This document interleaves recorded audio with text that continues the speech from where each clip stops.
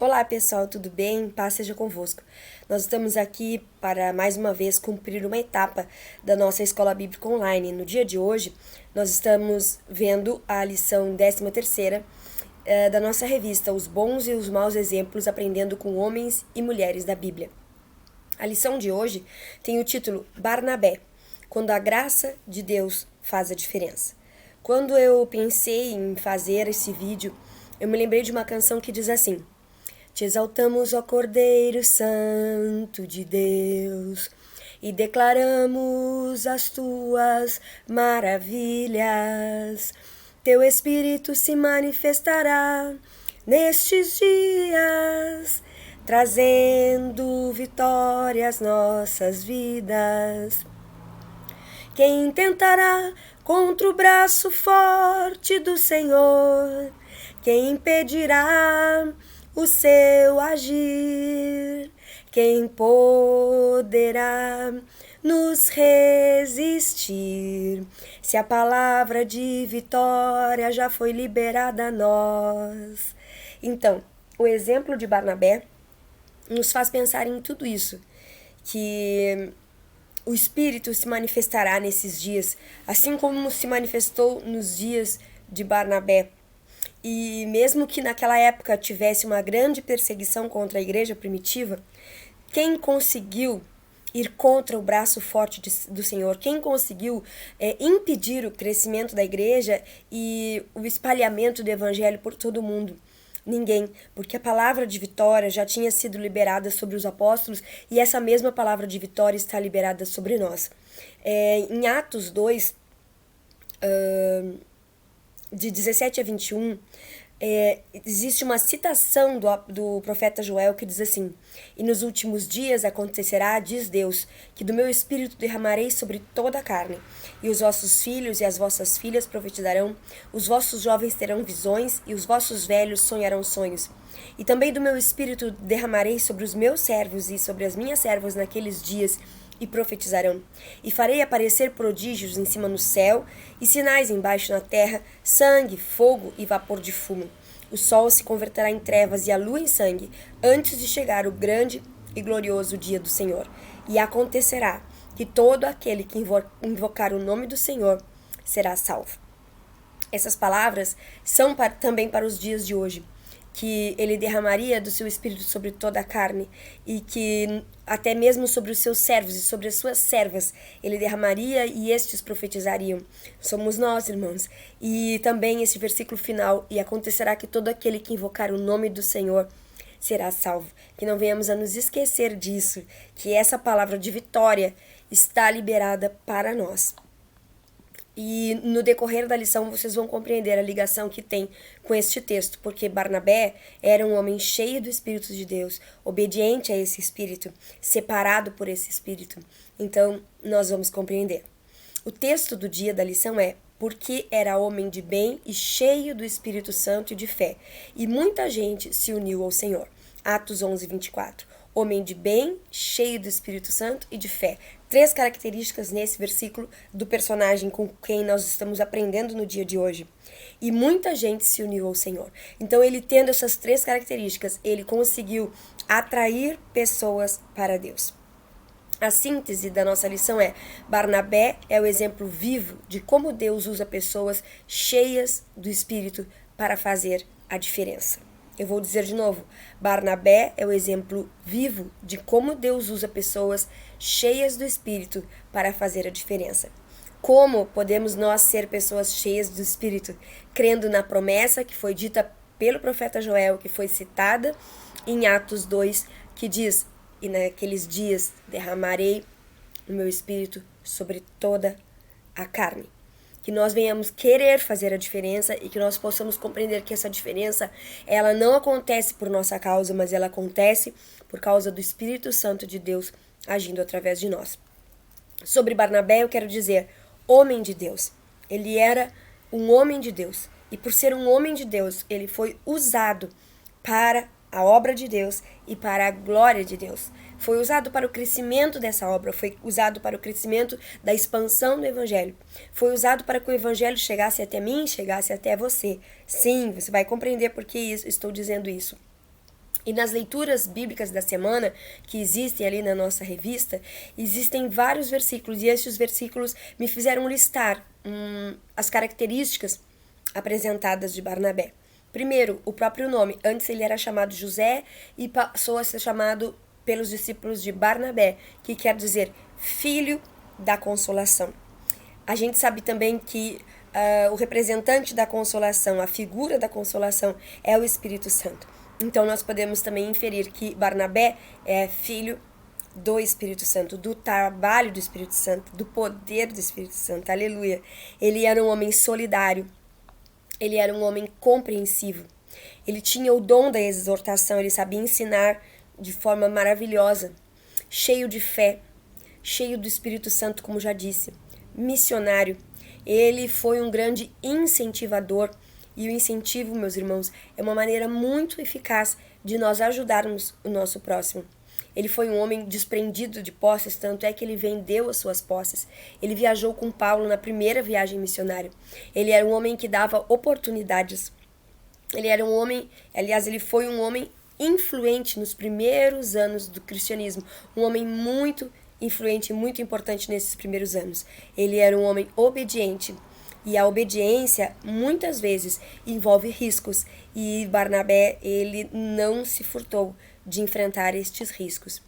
E agora, eu pergunto, com todas essas características e com a característica principal de ser um homem de Deus, cheio do Espírito Santo e de fé, ele fez a diferença. Com a graça de Deus, ele fez a diferença. Qual é a diferença que nós estamos fazendo no local onde nós estamos inseridos? Na nossa casa, no nosso trabalho, enfim. Será que nós realmente estamos fazendo a diferença? Eu quero relembrar aqui o título da lição. Barnabé, quando a graça de Deus faz a diferença. Nós temos experimentado a graça de Deus com toda certeza, não é verdade, irmãos? Mas esta graça que nós temos, essa graça que nos alcançou, tem nos ajudado a fazer a diferença no local onde nós estamos inseridos, que de fato possamos fazer a diferença por onde nós andarmos. O texto bíblico da nossa lição está em Atos 11, de 22 a 26. E esse texto diz assim: E chegou a fama destas coisas aos ouvidos da igreja que estava em Jerusalém, e enviaram Barnabé a Antioquia. Eu quero só explicar para vocês que fama e que coisas. Acontece que alguns cristãos helenitas, ou seja, alguns que se converteram e que eram gregos, estavam espalhando o evangelho para todos. E naquela época, eles ainda estavam começando a pregação do evangelho nas sinagogas, ou seja, diretamente para os judeus, e não estavam assim abrindo para os gentios, que quer dizer pessoas que não eram judias, pessoas que eram de outras nacionalidades.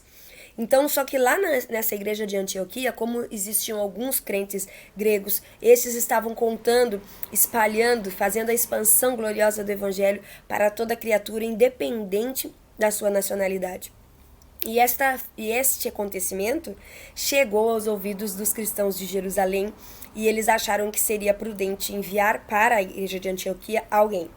Por isso, então, enviaram Barnabé a Antioquia, o qual, quando chegou e viu a graça de Deus, se alegrou e exortou a todos que permanecessem no Senhor com propósito de coração, porque era homem de bem e cheio do Espírito Santo e de fé, e muita gente se uniu ao Senhor. E partiu Barnabé para Tarso a buscar Saulo, e achando-o, conduziu para Antioquia. E sucedeu que todo um ano se reuniram naquela igreja e ensinaram muita gente. E em Antioquia foram os discípulos pela primeira vez chamados de cristãos. Vocês compreenderam o que estava acontecendo? Por que Barnabé foi enviado de Jerusalém para Antioquia? Para ver o que estava acontecendo lá. Que existiam então cristãos judeus e começaram a chegar cristãos que não eram judeus, e todos estes convivendo na mesma congregação. Quando Barnabé chegou lá, o versículo diz: viu a graça de Deus e se alegrou, e ensinou e exortou para que eles continuassem com a sua fé firme em Deus e com um propósito de coração. Em outra versão diz: e com firmeza de coração, ou seja, sem titubear, sem ter insegurança, sem dúvida, com firmeza de coração. Ele exortou para que eles permanecessem no Senhor assim, com o coração firme. Por que ele fez isso? Porque ele era um homem de bem, cheio do Espírito Santo e de fé, como é o versículo do nosso texto do dia, certo? E, além disso, ele se lembrou de Paulo, que antes era chamado Saulo, e foi até Tarso buscar Paulo e levar Paulo até Jerusalém. Muito bem. E naquela igreja de Antioquia, depois ele levou até Antioquia, levou Paulo até Antioquia. E na igreja de Antioquia, eles ficaram por 1 ano, ensinaram muita gente. E lá naquele lugar foi a primeira vez que os discípulos foram reconhecidos como cristãos. As pessoas perceberam que eles eram cristãos. Iniciando então a nossa lição, no item 1, que diz Barnabé, um homem de Deus, o item 1.1 nos traz a seguinte informação. Um levita. Barnabé, ele era descendente da tribo de Levi, ou seja, ele era um levita da tribo de Levi. Na história de Levi, que era um dos filhos de Jacó, Levi se mostrou um pouco violento, bastante violento em algumas circunstâncias. E Jacó, seu pai, o repreendeu de forma muito dura. Inclusive disse que ele seria dispersado em Israel, que os seus descendentes seriam espalhados por toda Israel. Depois, passado algum tempo, Moisés percebeu uma atitude diferente nessa tribo e abençoou, quando ele foi abençoar todas as tribos, ele abençoou também a tribo de Levi. Aqui nesse episódio, nós vemos o seguinte, que lá na raiz da história de Barnabé, nos seus antecedentes, existiu uma raiz de erro, uma raiz de violência, uma raiz de mágoa, uma raiz de rancor, uma raiz de coisas erradas, de maldades que aconteceram no passado. Mas Deus preparou um futuro melhor para esta tribo, para os descendentes de Levi, assim como Barnabé. Então Barnabé faz parte desta bênção. Apesar de no passado os levitas terem errado, Deus preparou para eles um lugar especial no futuro, como seus servos, como trabalhadores em sua obra. Então Barnabé tinha isso em seu DNA. Então, por conta disso, nós podemos concluir que ele era um homem generoso. Em Lucas, é contado o episódio em que Barnabé se desfez da sua propriedade, doou o valor integral como oferta, porque era costume na igreja primitiva que cada um vendia os seus bens e ajudavam os necessitados e repartiam entre eles para que nada faltasse para ninguém. Pessoas, não só Barnabé, outras pessoas também vendiam o que tinham e ofertavam e repartiam entre si. Depois, Lucas, para diferenciar uma atitude genuína de generosidade, ele cita Ananias e Safira, que foi um casal que vendeu também a sua propriedade naquela época, mas doou para ofertar apenas uma parte do valor da venda. Então, eles fizeram isso para fingirem que realmente eram generosos. Eles não estavam com seu coração totalmente aberto. Então, eles fizeram isso para mostrar que eram generosos e não porque realmente eram generosos. E Deus, ele julgou essa mentira de forma muito séria, trazendo uma lição a toda a igreja. Eles morreram. E então, com isso, Deus ensinou de que ele não é brinquedo, que com Deus não se brinca e que nós devemos ser sinceros, porque ele conhece a verdade do nosso coração e das nossas intenções. Barnabé foi diferente. Barnabé não ofertou para se destacar, mas por ter uma generosidade consciente, com o coração desapegado, desprendido das coisas materiais. E aí, aqui eu paro para raciocinar. Qual tem sido a intenção das nossas atitudes, aquilo que nós ofertamos para Deus, desde os nossos bens materiais, como fruto do nosso trabalho, dízimos, as ofertas, mas também o nosso tempo, aquilo que nós fazemos, aquilo que nós dedicamos a Ele, o trabalho que nós realizamos na igreja, até mesmo a nossa presença na igreja. Qual é a intenção deste nosso fazer, destas nossas atitudes, que nós possamos compreender neste exemplo de Barnabé e de Ananias e de Safira, que a nossa oferta, seja ela qual for, do nosso tempo, do nosso dinheiro, enfim, das nossas primícias, seja do que for, que essa nossa oferta, ela precisa ser de coração, ela precisa ser verdadeira. Não pode ser uma oferta mentirosa, uma oferta só para que os outros vejam. Eu preciso realmente estar com o meu coração ligado a Deus, porque com Deus não se brinca. E Deus deu ali um exemplo para ensinar a igreja e para trazer temor, para que nós não venhamos a cometer o mesmo erro que Ananias e Safira cometeram, mas que venhamos a seguir o exemplo de Barnabé, doando integralmente, não somente os seus bens, mas a sua vida. O item 1.3 diz assim: um homem que confiava no poder divino de transformação. Barnabé, irmãos, ele acreditava na possibilidade de transformação e agiu como quem acreditava.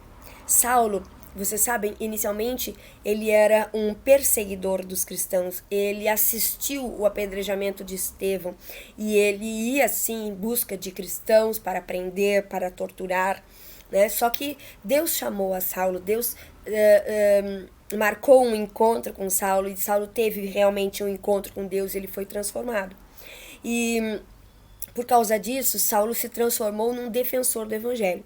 Só que os judeus não gostaram disso e Paulo se tornou mal visto entre os judeus porque alguns não criam ainda em Jesus e não entendiam como que agora Paulo cria, então não gostavam dele. Outros já criam em Jesus e não acreditavam que Paulo realmente tinha sido transformado, então também não gostavam dele. Paulo então se tornou mal visto. Paulo estava numa situação desconfortável, até que Barnabé percebeu isso e o conduziu até os apóstolos e lhes contou como foi o encontro de Paulo com Jesus. Barnabé, para fazer isso, ele teve que ter fé para levar Saulo até lá.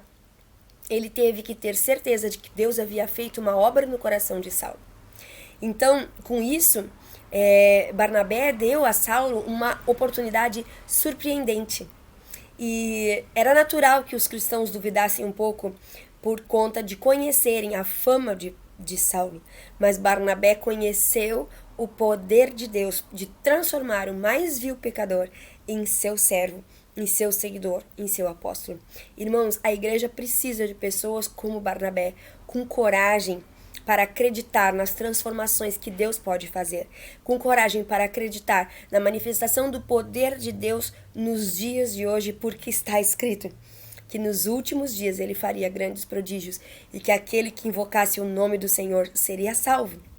E tantas outras promessas. É preciso que a gente creia no poder delas e na fidelidade do nosso Deus para o cumprimento de cada uma delas. Precisamos então de gente com essa coragem.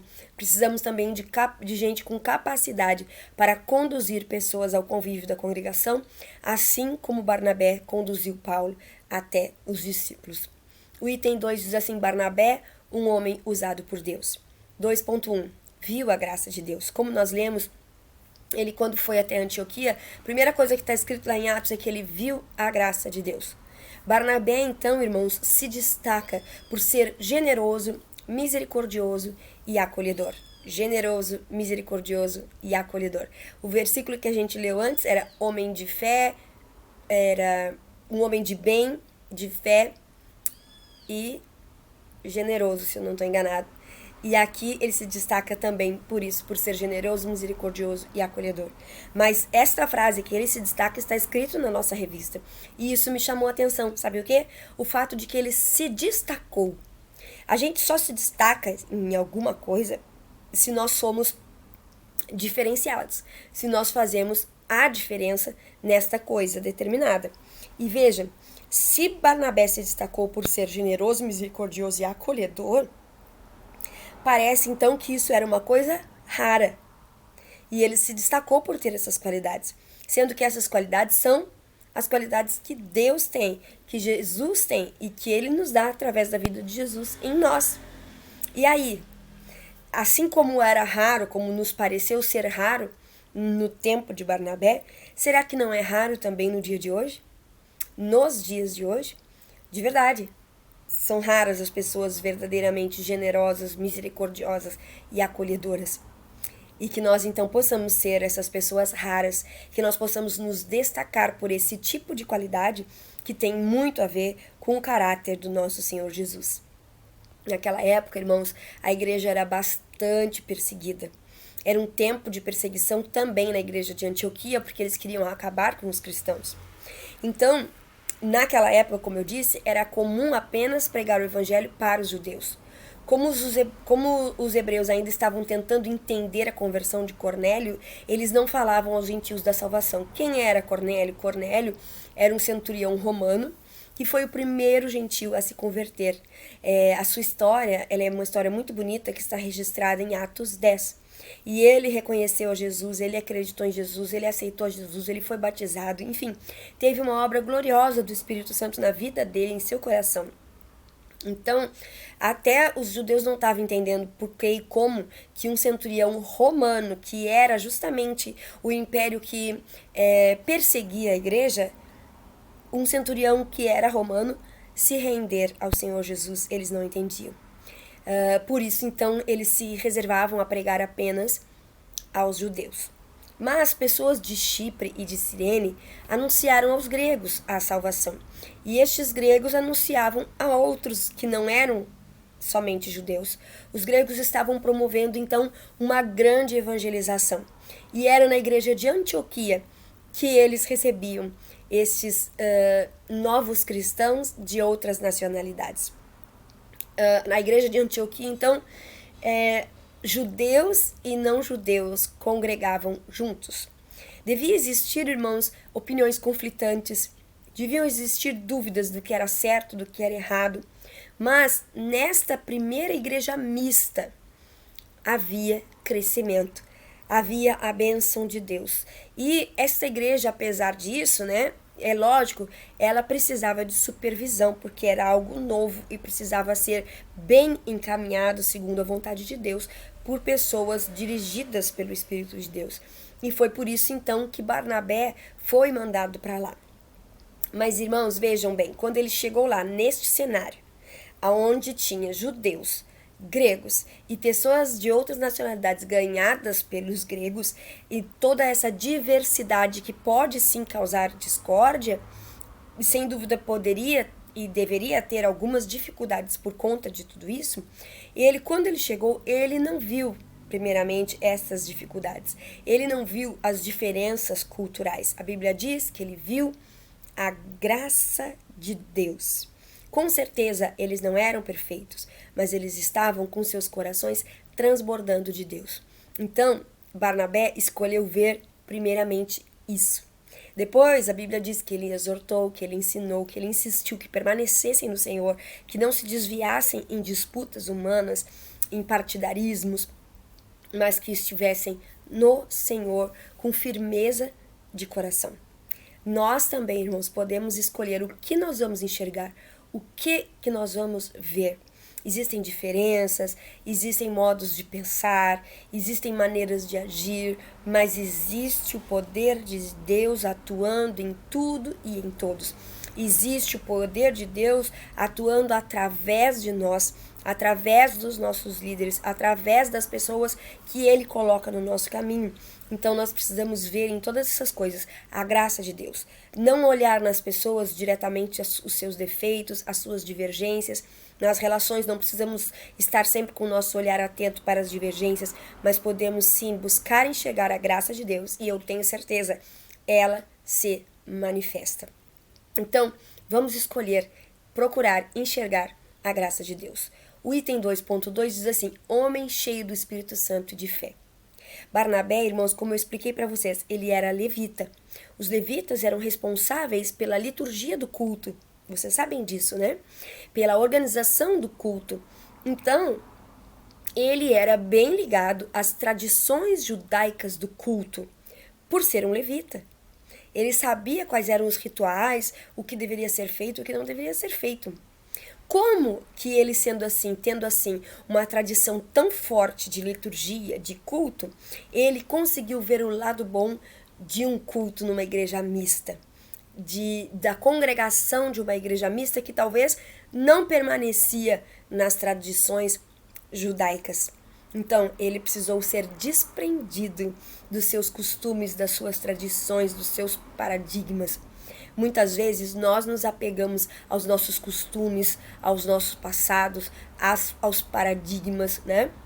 E nós precisamos aprender com Barnabé. Ele não era uma pessoa comum, que não ia sentir diferença no modo de cultuar de pessoas judias, que cumpriam a lei de Moisés e os seus ritos, e pessoas que chegavam simplesmente pela graça, que foram contemplados pela salvação de Jesus. Existiam comportamentos diferentes aí, mas ele resolveu olhar a graça de Deus e ver nessa mistura, nessa miscigenação, a graça e o poder do Senhor se manifestando para todos. Aleluia!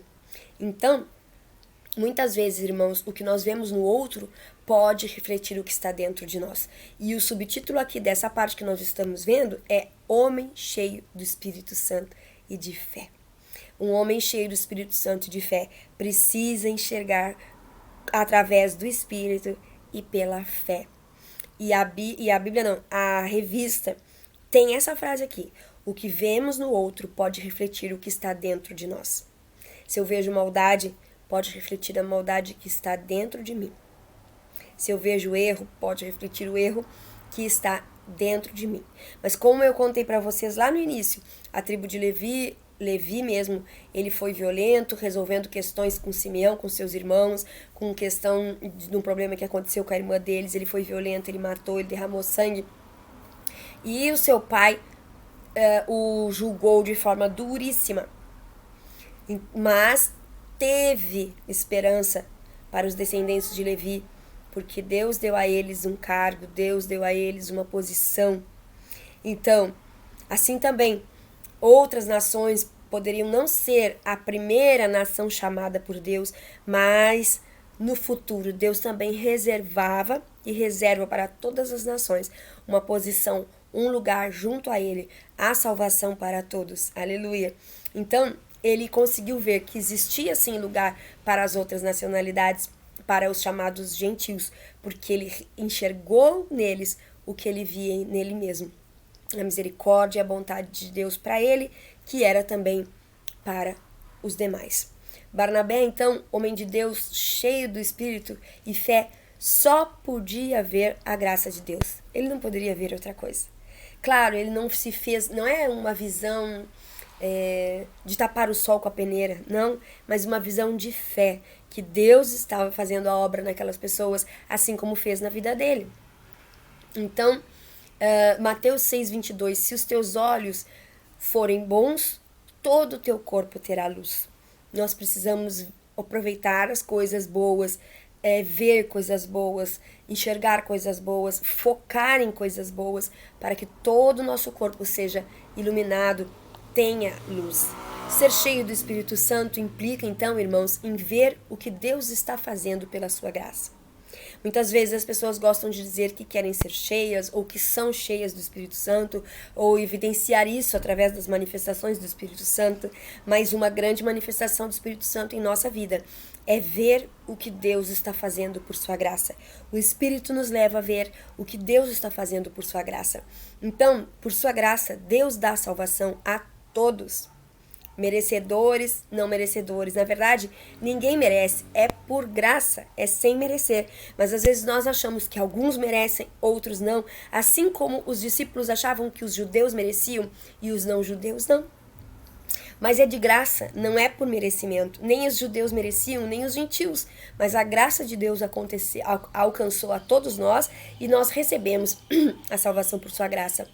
Então, cheios do Espírito Santo, que nós possamos ver que a graça de Deus ela se manifesta em nossas relações e que as outras pessoas também possam ver em nós, do modo como nós nos relacionamos em todos os âmbitos da nossa vida, que a graça de Deus se manifesta. Que nós possamos ver que a graça de Deus se manifesta no culto, que a graça de Deus se manifesta através dos grupos missionários, que a graça de Deus se manifesta através das mídias sociais que nós temos usado para a transmissão do Evangelho. A graça de Deus se manifesta em todo lugar. A graça de Deus une pessoas diferentes, une pessoas que pensam de maneira diferente, por causa que a graça de Deus nos justifica, nos torna iguais. Isso é o poder transformador do nosso Deus. Pessoas de fé creem no poder para a salvação. Pessoas de fé acreditam no milagre. Pessoas de fé, enquanto alguns estavam receosos, como os judeus com a conversão de Saulo, Barnabé, como uma pessoa de fé, creu na transformação.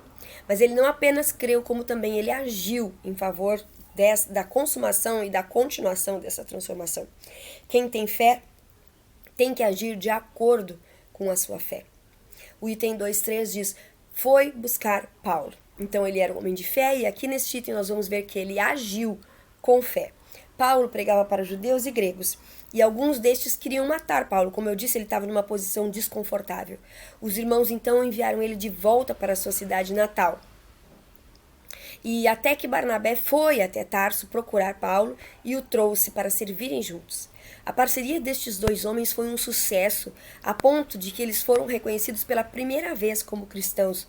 Você sabe o que é ser reconhecido como cristão?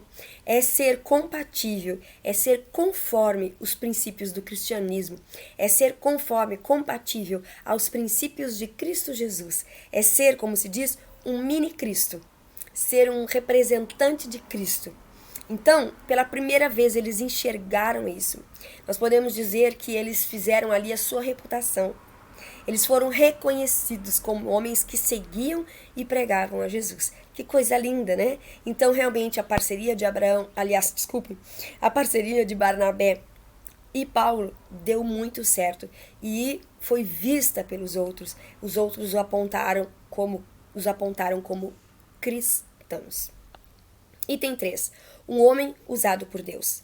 3.1. Obedecendo ao Espírito. Além de misericordioso, que via a graça de Deus em momentos que pareciam talvez conturbados para outros, ele via nisso a graça de Deus, ele era obediente ao Espírito. A igreja de Antioquia, irmãos, ela tinha profetas, ela tinha doutores, ela tinha ministérios variados, mas que esses ministérios não disputavam entre si, mas eles cooperavam para a edificação da igreja. Nesta igreja de Antioquia também tinha disciplina, tinha oração, tinha jejum. E foi nesse contexto que o Espírito chama 2 apóstolos para uma obra específica. E esses 2 apóstolos eram Barnabé e Paulo. Paulo foi a Jerusalém somente no 3º ano após a sua conversão, lá no início. E de lá, eles foram para Antioquia. Eles primeiro, antes de viajarem, antes de serem separados para o ministério, eles primeiro serviram a Deus da igreja. E o versículo lá da nossa leitura bíblica, do nosso texto bíblico do início, diz assim: e sucedeu que todo um ano se reuniram naquela igreja e ensinaram muita gente em Antioquia, e foram os discípulos pela primeira vez chamados cristãos. Eles ficaram ainda 1 ano na Antioquia. Não foi assim, Paulo se converteu e já foi chamado. Não, ele ficou 3 anos depois da sua conversão em Jerusalém. Aí deu problema, foi mandado para sua terra natal. Barnabé foi buscá-lo. Ficaram 1 ano ensinando, exortando, trabalhando na igreja de Antioquia, para então serem destacados para o trabalho missionário. E sabe, eles só foram depois que eles tiveram o reconhecimento de Antioquia, porque aqui diz, foram os discípulos pela primeira vez chamados cristãos. Ou seja, eles foram reconhecidos. O trabalho deles foi aceito. O trabalho deles foi aprovado, o trabalho deles foi um sucesso. Eles fizeram a sua reputação e então saíram para o trabalho. 3.2 Milagres e debates. Barnabé e Saulo, acompanhados de João Marcos, viajaram. Eles foram primeiro para Salamina, lá eles pegaram e um homem chamado Elimas, que era um encantador, começou a debochar deles, querer atrapalhar a pregação, e por conta da manifestação do poder de Deus, este homem ficou cego por tentar atrapalhar esta pregação. Na cidade de Pisídia, gentios creram, se converteram, glorificaram a Deus. Na cidade de Listra, um homem chamado Enéas, que era coxo desde nascença, ele foi curado. E por causa dessa cura, as pessoas de lá da cidade compararam Barnabé e Paulo a Deus, ao deus Júpiter. E Barnabé então rejeitou de ser adorado, reconhecendo que aquilo era manifestação do poder de Deus. Enfim, eles viajaram por muitos lugares e sempre guiados pelo Espírito Santo. Paulo e Barnabé escolhiam homens para ficarem responsáveis pelas igrejas e escolhiam irmãos ali entre aqueles que se dispuseram para o Senhor, e eles então ficavam cuidando daqueles locais por onde Paulo e Barnabé tinham passado e aberto igrejas. E além disso, Barnabé também mandava notícias para a igreja que os tinha enviado, contando tudo aquilo que Deus estava fazendo, contando que Deus estava abrindo a porta do evangelho para muitos gentios, para todos os gentis. Nisso, nós também somos abençoados, porque nós não somos judeus de nascença e nós tivemos a graça de, como gentios, como não judeus, de receber também o evangelho da salvação, a graça de Deus sobre nós, porque o evangelho foi compartilhado com os não judeus, e isso começou lá nessa história aí da igreja primitiva, com Barnabé, com João Marcos, com Paulo, depois com Silas, com o próprio Pedro, enfim.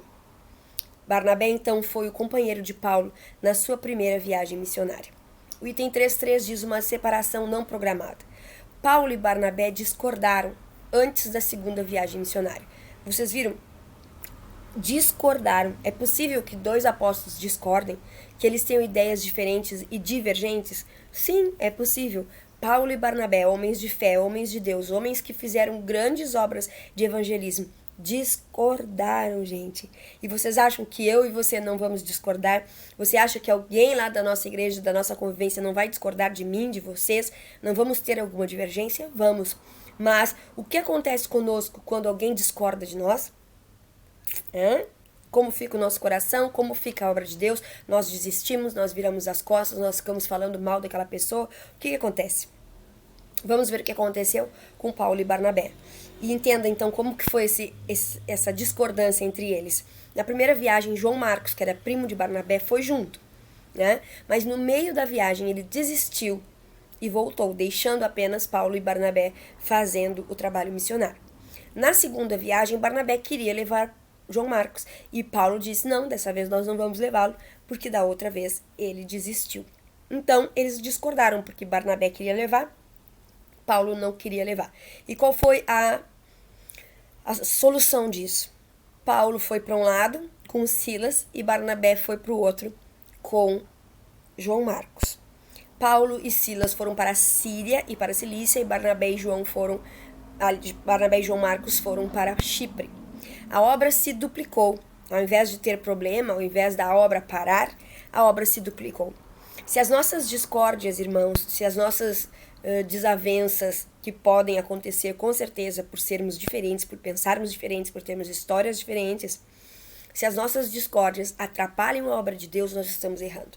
As discórdias vão acontecer, mas de forma nenhuma elas podem atrapalhar o crescimento e o desenvolvimento da obra de Deus. No caso de Barnabé e Paulo, a obra se duplicou. Teve dupla força, né? Barnabé foi usado para fortalecer o obreiro João Marcos, assim como já tinha feito com o próprio Paulo, porque ele acreditou em Paulo quando ninguém acreditava. E agora ele de novo estava acreditando em João Marcos, quando o próprio Paulo já não acreditava tanto. João Marcos, ele era uma pessoa que já tinha conhecimento da palavra. A sua casa era usada como ambiente onde a igreja se reunia para oração. Marcos se interessou em atender o chamado de Deus e foi na primeira viagem, mas não se sabe o motivo pelo qual ele abandonou essa viagem. Talvez ele não estava preparado, mas com a ajuda de Barnabé e também de Pedro depois, ele se fortaleceu e se tornou o autor do primeiro evangelho escrito, que tem o seu nome. Barnabé impulsionou o ministério de Marcos, assim como ele fez com o ministério de Paulo. Quando alguém precisa ser incentivado, algumas vezes a nossa atitude é criticar, assim como o próprio Paulo criticou a João Marcos, né? Às vezes, irmãos, pode ser importante até mesmo mostrar as deficiências de alguém e dizer, olha, não pode fazer assim. Lembra aquela vez o que tu fez? Até podemos dizer isso. Mas antes de nós termos a possibilidade de conversarmos assim, é preciso que a gente edifique a confiança com essa pessoa através do encorajamento, através do aconselhamento, através do ombro a ombro, né? Para que essa pessoa saiba que a verdade que nós tenhamos para dizer a ela está sendo dita por alguém que quer ensiná-la para o bem. Então, irmãos, que a gente possa aprender com Barnabé a encorajar as pessoas e, se precisarmos exortar como Barnabé também fazia, que façamos isso em amor, como uma pessoa que anda lado a lado e que estende a mão para aquele que necessita.